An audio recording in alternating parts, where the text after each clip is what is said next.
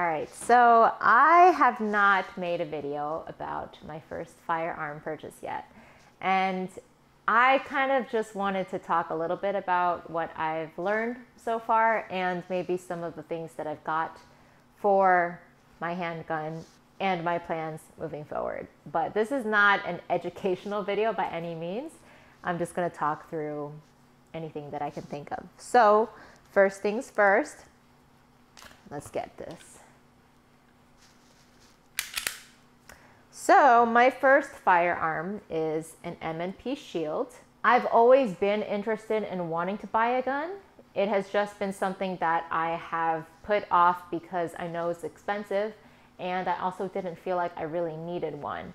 But since I am somebody who spends a lot of my time by myself, I go on hikes by myself, I do a lot of things by myself, I have had many scenarios where I just feel scared. I don't like feeling scared, and usually there's no reason for me to feel that way. But if anything were to happen, I just know that I have absolutely nothing. So that is why I decided to purchase one. Eventually, I do hope to get a concealed carry license, but in the meantime, I am going to practice with it more, learn how to handle it better. I will probably take some classes at my local gun range. They have some courses on, if you buy your first handgun. They have one course that I think will become necessary if you want to do concealed carry, and maybe a couple others in between. I do like the idea of working with an instructor, but it really depends on pricing. I'm pretty sure when I checked with the gun range, they said it was $100 an hour, which is a lot. I would prefer for it to be similar pricing as, say, horseback riding lessons, where I was able to get it for like $65 an hour. I feel like that's fair. $100 an hour is a lot, but eventually, if I feel like I can spend it, then I'll do it. I have small hands, so it was very important for me to get a handgun that would be suitable for my hands. So I am still working with being more familiar with the gun. So for example, being able to just push back the slide can be a little bit difficult for me. I don't know if you can tell, but like my hands are shaking while I'm doing it. This is just something that I needed to do upon picking up my gun, and I was struggling with it a lot. But I also was holding it incorrectly. Just things that I did not know. Always want to check in the chamber when you're manipulating your gun to make sure there's no bullet loaded. But anyways, the gun comes with an 8 mag. This is 8 mag, and then this is 7 mag. And then my friend, all right, so let me just talk a little bit more about him and just his influence on my new hobby. He is a veteran. He is somebody that worked at my company. So he was somebody that I met, I'd say 2 years ago, in the parking lot of my work. So I rode my motorcycle into work, and I think I came across him in the parking lot, and we struck up a conversation because of my bike. But after that one time, I would occasionally see him around the office, and we would talk a little bit. Sometimes eventually he would come seek me out to talk a little bit. Not too frequent, but enough for me to just feel like, oh, we're still keeping in touch. He's not just like a one and done kind of person. When I broke up with Jose in February of 2020, I had a really hard time. I was having a very hard time. And that was the first time where I felt like I needed somebody in person to talk to and kind of comfort. So even though I did not end up seeing him in person during that time, it was the start of COVID, I still decided to call him on the phone and talk with him, and he listened to me and he gave me great advice. So I will always be very thankful for him for doing that for me. I feel like, at least maybe even from his perspective, I was still kind of a nobody. We would just talk once in a while. Eventually, a couple months after COVID, he did get laid off from our company. But anyways, he is very, very familiar with guns. He has been shooting them for many, many years. And he was the one that told me, I just picked up an M&P Shield for his concealed carry license. So he already submitted his application and he already got a date for his interview. But he decided to invite me to the range and then try out his new pistol. So we went together and I shot it, and I liked the size of it a lot because oftentimes a lot of things feel too big for my hands, even pens. I was really, really glad that they had a different color. I didn't want to get black because black just feels very traditional, so plain. Everybody's gun is black. So when they had this is gray. When they had a gray one, I was like, hell yeah, I'm going to get that one. My coworker did tell me that they can paint it pink for me, and I was considering that, but they said it was around like $200. So I was thinking, we can wait on the pink. Maybe eventually, if I really feel like it, I'll make it pink, but for now, gray is just fine. First things first, before I decided to bring it to the range, I wanted to make sure I had eye protection and ear protection. Okay, so eye protection can be a variety of things. You could just wear simply glasses. If you wear glasses, you could wear sunglasses. I did not want to wear either of those because I don't have glasses, and I don't want to wear sunglasses and dampen the color indoors and have it be dark. So I just bought a pair off Amazon, and these have worked fine for me. I tend to have an issue where the sides of my face feel pressure if I'm wearing glasses. This happens a lot when I wear sunglasses. It happened when I had eyeglasses, and I just hate it. So far with these, I don't feel like I've really been having that problem, but that's also why it was very important for me not to get headphones kind of ear protection. I wanted to get earbuds.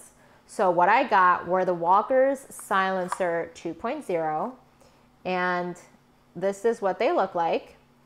So basically what you do is you squeeze this foamy part of it, and then you stick it in your ear, and then you basically twist it so this part kind of like locks into your ear like this.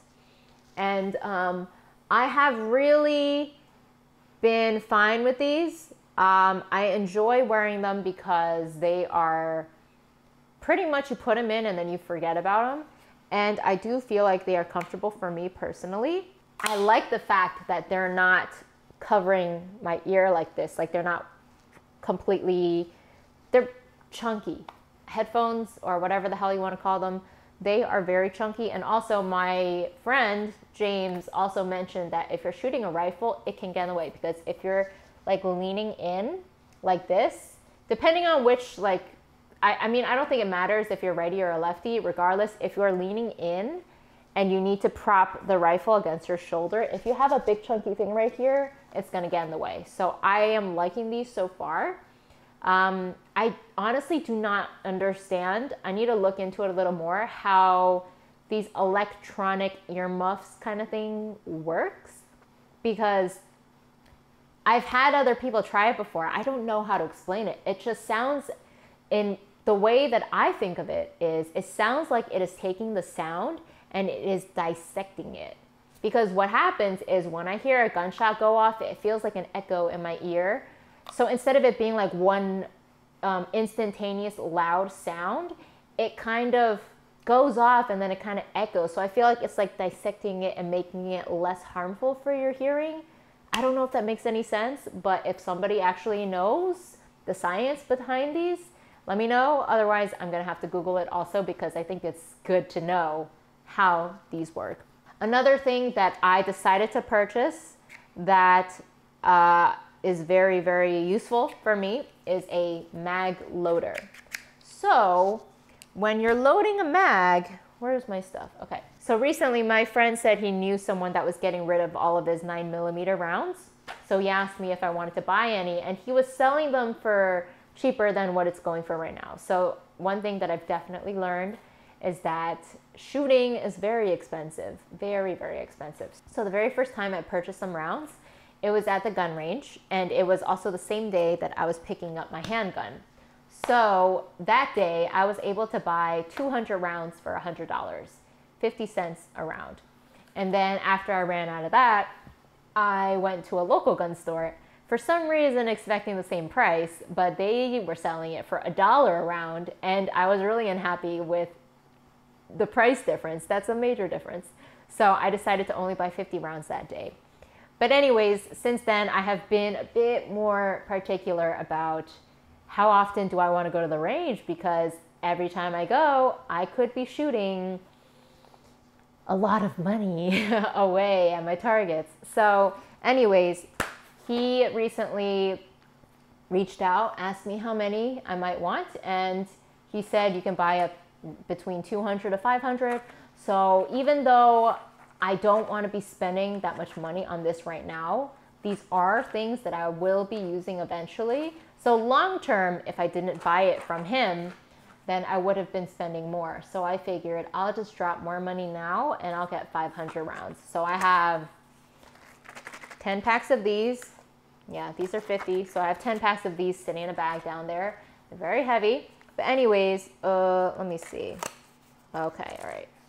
So when you're loading a mag, I have really, really bad upper body strength, let alone hand strength. So it's really annoying because you need to push it in and slide it in. It's not always that bad if you start getting used to it, but the spring is very stiff and it can be very difficult to push it in. So instead, I decided to buy this where all you have, it's like so much faster. I don't know if I can show it to you because the camera's over there, but you kind of just like, you push it down and then you load the bullet in and then you release and then you keep doing this motion over and over. And it's just so much faster because when I went to the range with 2 different people and we were manually loading these, it took a while in between every time someone shot before you were able to shoot again because we were loading them by hand, and also the last bullet to load in is very, very tough at times. So yeah, when I showed it to my friend, James, he was like, you know, you should not like rely on this because think about the times where you might need to load it manually sometimes and you won't have that other thing on you. So yeah, I totally understand. He's like an old school style kind of guy. He's like, don't rely on tools. Make sure you know how to do it without them. Regardless though, I do like the fact that I have it just because it's a time saver. This brand is called like Up Lula. And it's $30. Says made in Israel. Oh, it's called maglula.com. Anyways, yeah, pretty worth it. And I'm pretty sure it's gonna last me a while. Another thing he wanted me to try out is actually a 10 mag. So it's just really chunky. So let's see what, if I put it in, it just like looks ridiculous. It's so chunky, it's big. But the fact that it can load more mags is really nice because yeah, sometimes you want to shoot a couple more before you have to reload and everything. And it's just nice to try it out. He did say, you know, if I don't like it, then I can always just give it back to him. But if I do, I could consider buying one of my own. All right. And one last thing that he wanted me to try out is a rail. So this rail is apparently for adding a light to your handgun. So it goes underneath here. And then, yeah, interesting actually. Let's see. I'm very curious to see how it ends up applying, installing. Yeah, it's just to have a light underneath here. What I do find interesting when I talk to James about all of this is that he likes to be prepared for all scenarios. So the light is in regards to if you ever need to use your gun at night in the dark. And I do feel like when I first hear of that situation from him, I'm just kind of like, damn, you just really want to be prepared for every scenario and everything, because I don't tend to have that thought process. As someone who's completely new, I don't think of these worst case scenarios and making sure that I'm always ready. I'm just kind of like gradually getting into it and learning more and more. And I totally understand that having a rail and having a light is very, very important. I don't think it would be something that I would pursue on my own until I've discovered other aspects of shooting first. So he did give this to me. He has been incredibly helpful. That is one thing that I'm trying my best to be more accepting of. So a lot of people that know me know that I am very firmly firmly the type of person where I want to pay for everything that I use. When he first took me shooting, we used a couple of his 9mm rounds, and we also, I believe we needed to pay a little fee for using the 50-yard range, and he paid for all of that, and that makes me uncomfortable. I always want to pay my share. And then recently, when I was unable to buy more bullets because I didn't bring my passport, my current driver's license doesn't show citizenship, so I need to have that with me, and I didn't. So I was unable to buy rounds, and we had just finished shooting, so I just shot all of my bullets. And instead of leaving me with like 2 bullets in my house, he gave me 100 rounds for free. And I was really reluctant to take it because I know after, going through and buying bullets now, I know how expensive they are. So I would feel very uncomfortable for him to give that stuff to me for free without payment. I guess that's just the type of person he is. He is very helpful. He's willing to just guide me and show me. And it doesn't always have to be that he needs to receive any money in return. He's just happy to help. I don't really know where that trait of mine came from. The whole, I want to support myself. I want to pay for anything that I use and do and eat and whatever the hell is the best way to describe it.